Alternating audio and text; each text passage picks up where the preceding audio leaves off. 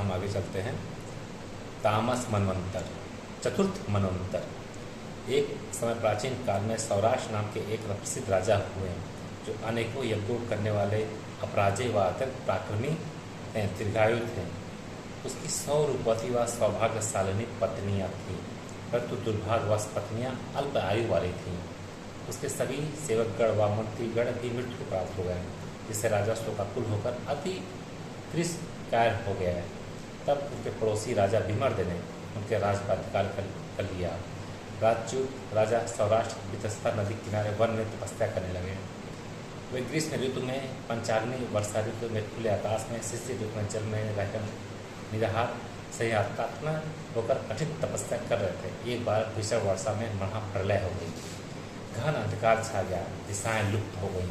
पृथ्वी पर इतना अधिक जल भर गया कि नदी किनारे का भी पता चलना कठिन हो गया। राजा जलधारा में बहकर बहुत दूर चले गए।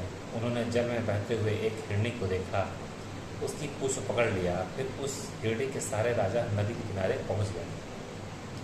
नदी से बाहर होकर कठिन कीचड़ के मार्ग को पार करते हुए राजा एक सुंदर वन में पहुंच गए। राजा हिरणी के सहारे वन के अंदर एक अंधकार पूर्ण निर्जन स्थान में पहुंच गए।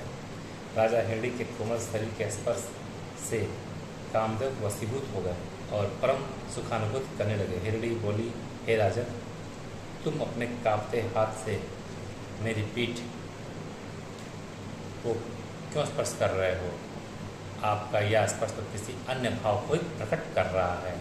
हे राजन, मैं आपके लिए अप्राप्त नहीं हूँ, किंतु आपके संगम में यह लोल बाधक बन रहा है। राजा ने हिरणी से पूछा, हे मृगी, तुम कौन हो जो इस प्रकार मनुष्य की बोली बोल रही हो, तथा लोल कौन है जो तुम्हारे साथ संगम करने में मुझको बाधा उत्पन्न करेगा? मृगी बोली, हे राजन, मैं आपकी सब पत्नियों में पहली पत्नी उपलावती धृढ़धंगवा की पुत्री हूँ। मैं बाल्यावस्था में एक बार अपनी सहेलियों के साथ वन में गई। वहाँ मैंने एक मृगी के साथ समागम करते हुए देखा। तब मैंने उस पर पत्थर फेंका। मृगी भयभीत होकर अन्यत्र चली गई। क्रुद्ध मृग बोला, तुम इस प्रकार पागल क्यों हुई हो? तुमने मेरे इस गर्भाधान की क्रिया को असफल कर दिया, तुम्हें धिक्कार है। इस प्रकार मनुष्य की बोली को बोलते हुए मृग से मैंने भयभीत होकर पूछा, आप कौन हैं तथा इस योनि को कैसे प्राप्त हुए हैं? मृग बोला, हे कुमारी, मैं निवृत्त चक्षु मुनि का पुत्र हूँ। सुतप्पा नाम की मृगी को प्राप्त करने के लिए ही मैं मृग योनि को प्राप्त हुआ हूँ। हम दोनों एक दूसरे के प्रति आकर्षित होकर समागम कर रहे थे कि तुमने बाधा उत्पन्न कर दी। अब मैं तुम्हें श्राप दे रहा हूँ। तब मैं मृग से विनयपूर्वक बोली, हे मुनिवर, यह गलती मुझसे अज्ञानवश हो गई है, अतः आप मुझे क्षमा कर दें। तब मृग ने कहा, ठीक है, यदि तुम अपने को मुझे अर्पित कर दो तब मैं श्राप नहीं दूंगा। तब मैं बोली, हे मृग, मेरा शरीर तो मृगी का नहीं है, इसलिए आप मेरी कामना न करके किसी अन्य मृगी की करें। इस पर उस मृग ने मुझे मृगी हो जाने का श्राप दिया।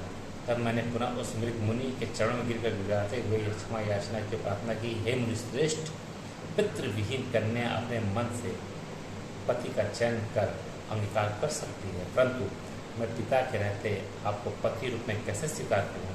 हे मुनिवर, आप मुझ अबोध अपराधिनी के अपराध को क्षमा करें, आप मेरे ऊपर प्रसन्न हों। तब मुनि ने अपने क्रोधावेश को शांत कर कहा, ठीक है, मेरा श्राप मिथ्या नहीं हो सकता। अगले जन्म में तुम इसी वन में मृगी होगी। तब महाबाहु लोल तुम्हारे गर्भ में आएंगे। इस प्रकार सिद्ध वीर्य मुनि के गर्भ को तुम उत्पन्न करोगी। लोल के गर्भ में आते ही तुम्हें अपने पूर्व जन्म का ज्ञान होने लगेगा और साथ ही मनुष्य की भाषा बोलने लगोगी। लोल के उत्पन्न होने के बाद तुम मृग योनि से मुक्त हो जाओगी। फिर अपने पति के द्वारा सम्मानित होकर परम धाम को प्राप्त होगी और वह लोल भी अपने पिता के शत्रु का विनाश करके संपूर्ण पृथ्वी का शासक बनकर मनु होगा। हे नाथ, इसलिए मैं मुनि के श्रापवश इस पीड़ित योनि में अपने स्पर्श से मैंने गर्भ में लोल स्थित हुआ है। आपके स्पर्श से मेरे गर्भ में लोल स्थित हुआ है, इसलिए मैं आपके योग्य नहीं। आपका मेरे प्रति अनुरक्त होना उचित ही है। कुछ समय बाद मृगी ने सद्गुण से युक्त पुत्र को जन्म दिया। राजा बड़े प्रसन्न हुए। मृगी ने भी श्राप मुक्त होकर उत्तम लोक को प्राप्त किया। सभी त्रिकालदर्शी मुनियों ने उस बालक का नाम तामस रखा।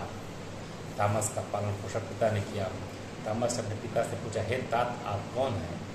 मेरी माता कौन है? मैं यहाँ क्यों आया हूँ तथा मैं आपका पुत्र कैसे हूँ? राजा ने अपने पुत्र तामस से अपने पूर्व वृत्तांत तथा राजा का च्युत होने के संबंध में बताया। तामस ने अपने पिता द्वारा सारा वृत्तांत सुनकर भगवान भास्कर की आराधना की, फिर सभी प्रकार के दिव्य शास्त्रों को प्राप्त किया। अस्त्र विद्या में निपुणता प्राप्त करने के बाद संपूर्ण पृथ्वी पर अपना राज्य कायम किया। पिता अपने सौभाग्यशाली पुत्र के प्रारंभ से आनंद विभोर हो उठे और सुखपूर्वक अपने शरीर का त्याग करके उत्तम लोगों को प्राप्त किया तथा तामस मनु कहलाए। इस तामस मनवंतर की देवतागण सत्य, सुधि, स्वरूप और हरि 4 है तथा प्रत्येक गण में 27 देवता हैं। महाबली और महापराक्रमी सिखी नामक इंद्र 100 यज्ञों करके देवताओं के स्वामी बने। इस मनवंतर के सप्तऋषि ज्योति, धर्म, पृथ्वी, काव्य, चैत्र, अग्नि, वलक और पीवर नामक ऋषि हुए।